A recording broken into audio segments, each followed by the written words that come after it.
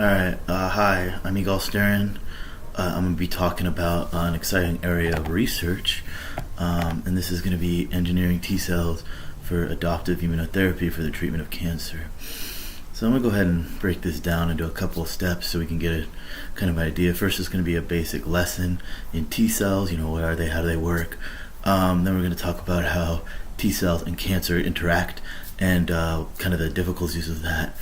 And then the idea and applicability of adoptive immunotherapy, its history, and then finally how these T cells are being engineered and how this relates to helping their therapeutic potential. So this is kind of going to go over the last probably like 6 or 7 years and what we've learned from the clinical applications of these technologies. So first we're going to go into T cells. So T cells are part of the adaptive immune system, and really all we need to think of T cells as are sensors of bad things, or antigens as we call them. So T cells have a T cell receptor on them that allows them to identify foreign bodies, and there's a long and complicated process for how these these TCRs are created and done, but we're just going to skip that and just say that the TCR sees an antigen, and this causes a response in the T cell. In CD8 T cells, they're going to go ahead and start killing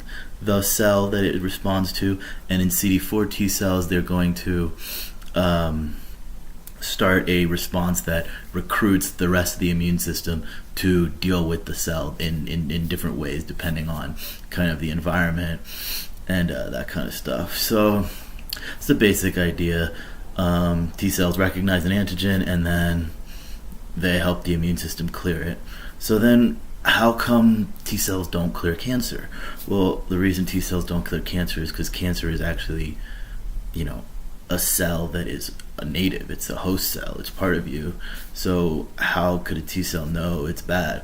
Well, when cancers start developing, there are certain proteins that maybe are aberrant or are made that do present on the cellular surface and can be targeted by these T cells, but cancers that continue to grow are being selected for the ability to evade this response by expressing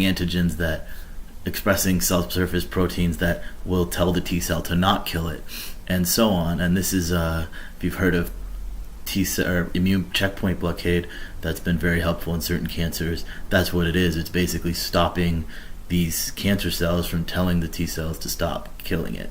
So it's like letting the immune system go. So the idea is that these T cells are having trouble getting into the cancer, getting into these solid tumors, and they're also having trouble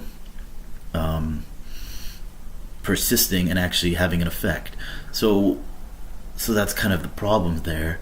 But there are a subset of T cells that do get into a tumor, and these are called tumor-infiltrating lymphocytes. Lymphocytes is another term for T cells. So these tumor-infiltrating lymphocytes actually is kind of the start of adoptive immunotherapy. So in 1988, actually, it was seen that if you can take a biopsy from a tumor and extract the T cells, there's certain ways to that. There's cell sorting, there's pull downs, but anyways, you can extract these T cells, and through other knowledge, we're able to expand them ex vivo, so expand them in cell culture, in media, and have enough of them to put them back in the patient. And this was done in rats, and then it was put into humans, and actually giving these people the injections of their own T cells really helped clear these melanomas. So this is like the first application of this adoptive immunotherapy, which is basically the idea of taking someone's own T cells and injecting them back in, and these T cells need to somehow be augmented. So in this first idea, it was from T cells that have already been shown to be able to survive and work in the tumor. So expanding this small subset allows you to have a lot more of these T cells that are for some reason selected for destroying a tumor and are able to get rid of it.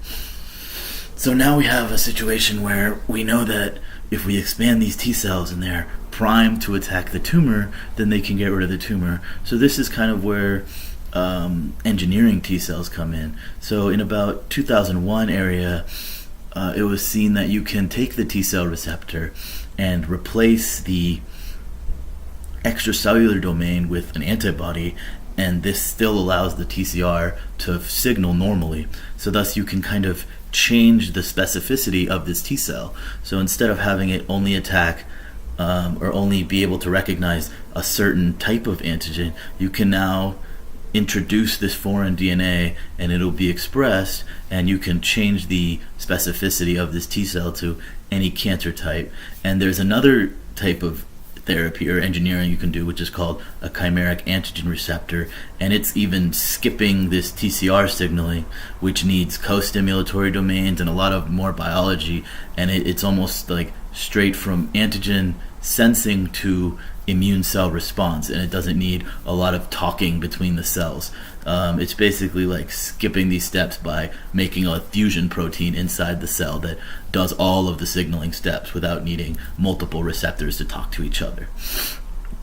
So these CARs have been really cool in vitro, and they're able to clear cancer cells in mice, and they clear cancer in vitro and clear cancer cells in vitro, and they can be basically targeted to any cell type. They can be targeted to different types of antigens, and they can be targeted to cancer antigens, HER2 or anything else you can find that's more prevalent on a cancer cell than on a regular cell or a healthy cell. So the main area that this has been really useful is actually blood tumors and B-cell lymphomas. So the reason this is so successful in these cell types is because you can live without B cells. So what you can do is just make a CAR T cell or a TCR T cell, an engineered TCR T cell that will recognize an antigen that's only prevalent on B cells, so CD19 or CD20.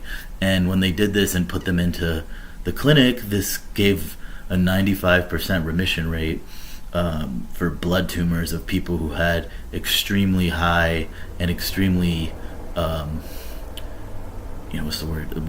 extremely resistant tumors.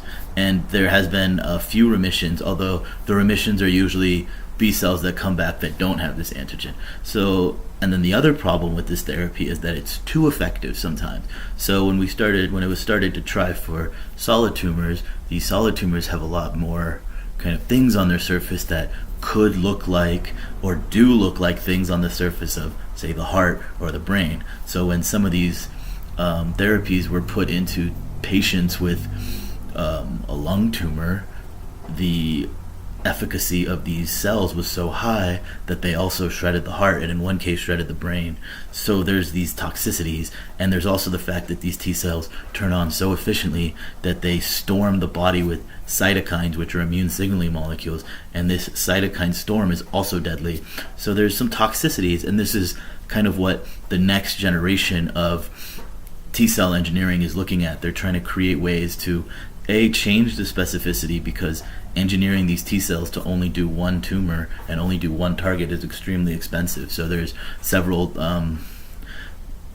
companies and research groups that are looking into trying to make bispecific antibodies. So one, make an antigen for the T cell that you've engineered, and on the other side you can put anything. So it'd be like an injectable drug to go with these T cells that are just hanging out in the body.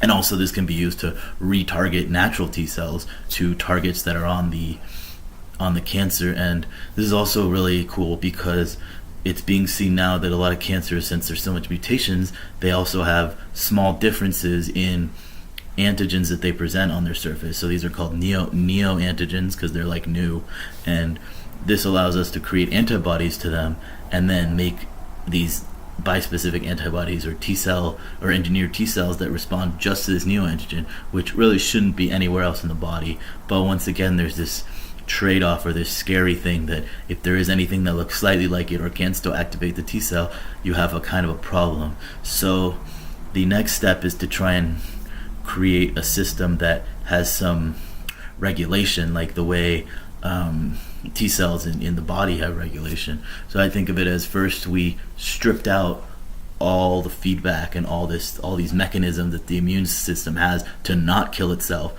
because we're trying to get the immune system to attack ourselves, the cancer.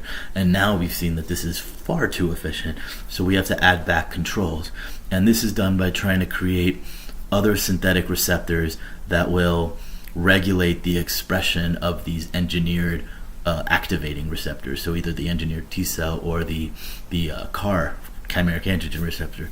So these are being done in several ways. The one that I know about is a synthetic notch. So it's basically taking a same thing. You take an antibody on the outside, and the middle portion is from the notch protein, which is a protein found in development and is a good signaling, and it basically allows you to go from seeing an antigen to cleaving of transcription factor, which turns on a genetic program. So you're engineering these cells to kind of have a loop, and you can keep doing this and kind of try and add more and more complexity, and that's about where the field is now. We're trying to create this complexity so that